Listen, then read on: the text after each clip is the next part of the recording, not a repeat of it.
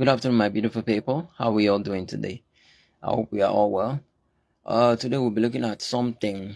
The topic we'll be looking at today is ethnic baiting. Ethnic baiting. How the Igbos are set up for attacks by the government and by influential people most of the times. What is ethnic baiting? Before we go further, ethnic baiting is a scenario where one ethnic group is targeted with propaganda to see if that ethnic group can become the victims of that situation. It comes up in political circumstances. One group is targeted with propaganda, other groups are instigated against one particular ethnic group to see if that ethnic group can become the victims in that situation. So that is ethnic baiting. It is something that when you find yourself, it's something you come across in multi-ethnic societies. And also in multiracial societies also, you have what you call race baiting, where, propaganda is targeted at a particular race to see if they can become the political victims of that situation. And so, ethnic baiting we'll be talking about today is something that we need to speak about because the Igbo people have or are the biggest victims of ethnic baiting in Nigeria. For one reason or the other, in the Nigerian situation, wherever there is a political tension, wherever there is a political strife, whenever there is an issue, a lot of times the Igbos are made the victims in that situation. Most of the time, the Igbos are not even directly involved or are not even the direct causes of that problem. But we find out that in Nigeria, the Igbo race is made the victim in many political situations. The essence of discussing these things is so that some of us can be aware. A lot of us are not aware of things that are happening around us. We are not conscious, and it's very unfortunate. So sometimes when we talk about these things, just so that the people who we hear will hear and learn something and become more conscious of the environment, so that they don't fall victims. You see, now the first situation we'll be looking into about how ethnic baiting has shaped the history of Nigeria and of the Igbo people. Now, the first instance we'll be looking at is the year 1966. That was just 6 years after or not up to 6 years, but almost 6 years after the independence of Nigeria. Now, there was a movement by some soldiers in Nigeria, and then Nigeria newly gained independence. The country wasn't doing too badly. The country was doing somehow fine because as of then there was still a lot of meritocracy in the government. And so when things began to become very corrupt, bigotry, nepotism started to come in, some soldiers came together from across Nigeria and said, we are going to remove the corrupt leaders, and so that they will not destroy, this new country that we have just gained, our independence as Nigeria. Let them not destroy the country. Let's eliminate these bad leaders. And so this group of soldiers came together and carried out some action. Now, the leading figure of that movement was an Igbo man. Now, after they eliminated some leaders across Nigeria and all that, initially when that was carried out, the rest of Nigerians were not too disturbed about that because they knew that truly corruption was beginning to ruin the country, the young nation. Now, something happened. There was a twist that came into that situation. The people known as the British people who handed Nigeria independence, for whatever political reasons, they came out and told Nigerians that the action that was carried out against the political leaders, the corrupt political leaders of Nigeria, it was an Igbo attempt to take over the country. And so they named the action an Igbo coup. Nigerians did not call it Igbo coup. The people who called it an Igbo coup was the British people. That was what they communicated. And so that idea took root.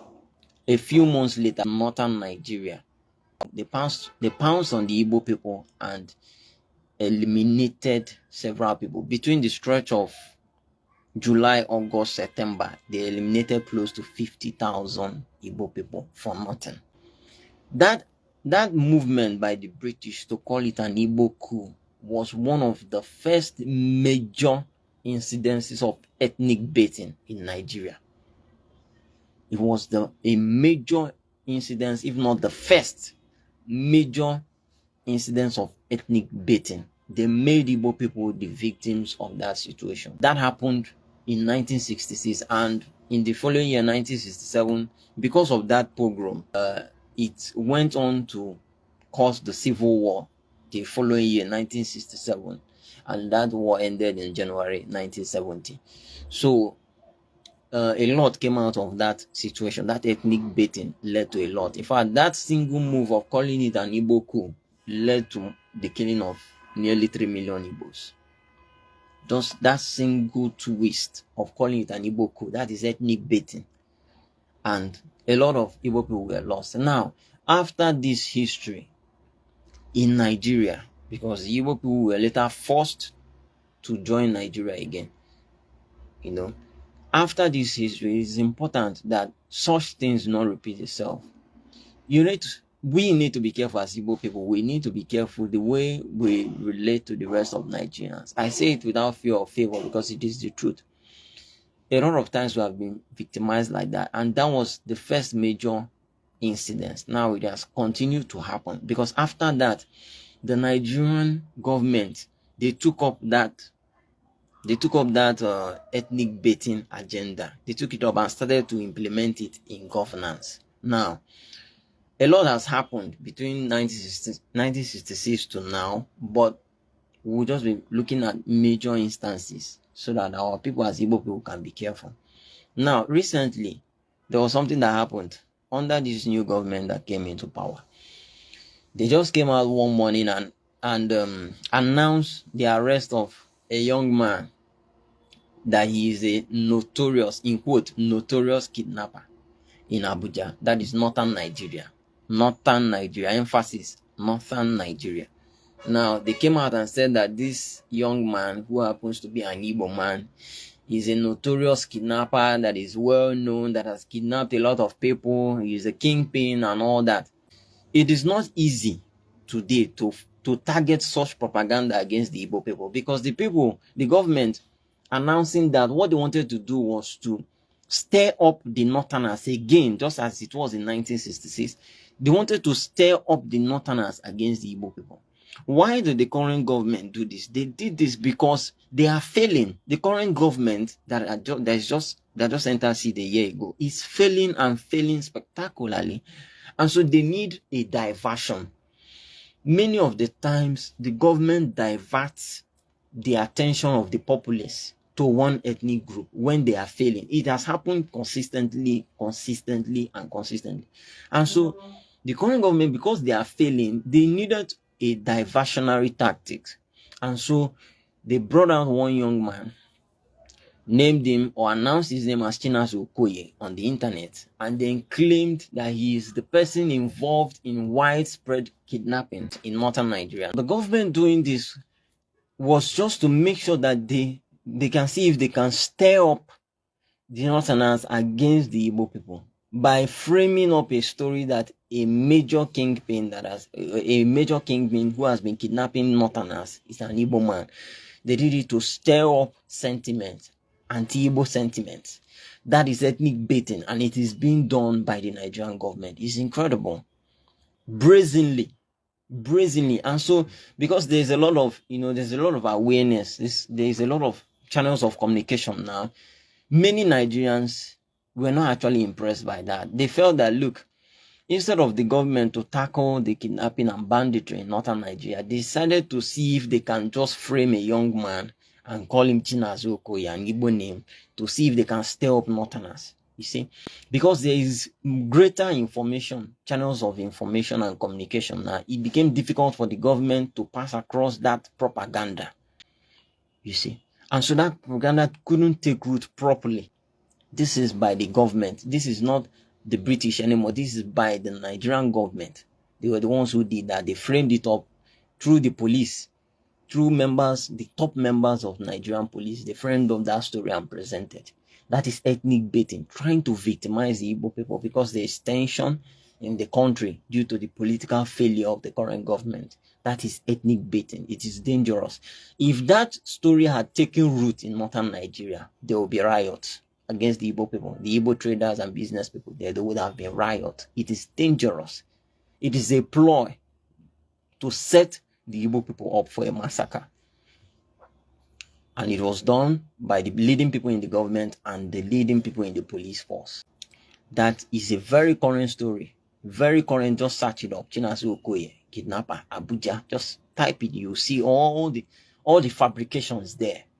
Now, this ethnic baiting also is something that is trying to take shape in the southwest of Nigeria.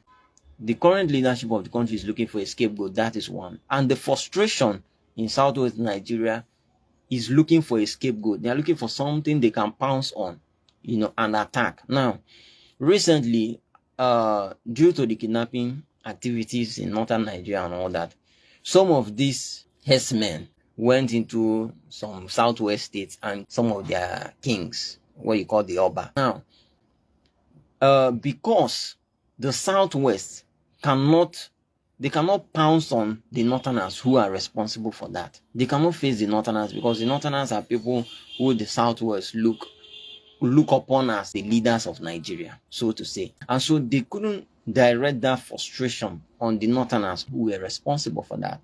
So what they did is that they tried to spin the narrative. They tried to twist the narrative to direct it one way or the other towards the Igbo people. They tried to steer the narrative away from the northern men, to steer it to the Igbo people.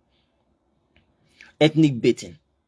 So they started to frame stories of how the Igbos are also kidnappers, this and that, and how the Igbos may be responsible for one of those kings in southwest Nigeria. And they took this narrative and tried to spread it as far as possible. What they were trying to do is that so that the north can pick it up and the rest of Nigeria also, in the southern tribes and all that, can pick it up and turn against the Igbo group. Why the Igbo group are consistently made victims in Nigeria is due to the fact that the Igbo are very different from the rest of Nigerians. The Igbo are very different. They are people who are more forward-looking. They are more progressive. They are faster towards advancement than the rest of Nigeria. And so there's a lot of envy. There's a lot of unnecessary hatred towards them. The Igbo people are people who have continuously asked to succeed from Nigeria, to be allowed self-rule in their own space, self-determination. You see, the Igbo people have continuously asked for self-determination because they've seen that the rest of Nigeria are slow in catching up to advancement, in catching up to progress, in catching up to development. And so there is envy between the Igbo people and the rest of Nigeria. And so most of the time, the Igbos are the targets of this. This is also the reason why the current Igbo generation, the young Igbo generation across Nigeria, they have continued to tell you that you should not join in any Nigerian protest. There are a lot of protests springing up in Nigeria today because there's a lot of hunger, there's a lot of hardship. The purchasing power of the Naira is going down every day. Prices are going up. Prices are going up every morning as we speak. And so there's a lot of frustration. And so we have advised the young Igbo people across the entirety of Nigeria, do not join into this protest, this national protest. Because if Igbo youths join into the national protest, that ethnic baiting will come up definitely. The narrative will be twisted around. And then the people will turn around and say, these Igbo people who joined in the protest, they joined it so that they can destroy our communities. It is going to happen. It will definitely happen. We've seen it happen severally throughout Nigerian history.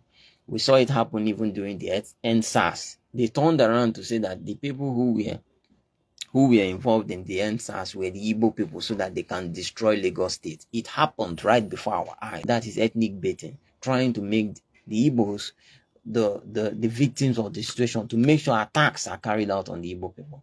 And so we will continue to speak, we will continue to educate, we will continue to re-emphasize wherever necessary, because if we keep short, things are going to go from bad to worse. But as far as people are being sensitized, being enlightened on some of these issues, we will be able to avoid trouble to a large extent. This is another clarion call for the Igbo youth of Nigeria to stay away from any protest, any national protest. Because if they join in, they will be made the victims of that protest eventually. These things are very sensitive, but somebody has to say it eventually, because the information has to get out there. The information has to get out there. It's not information somebody should know and keep to himself. You must share it with as many Igbo users as possible. We'll pick up the information. We'll know how to guide our utterances, how to guide our actions in Nigeria with the rest of the Nigerians. And so that is it. Thank you.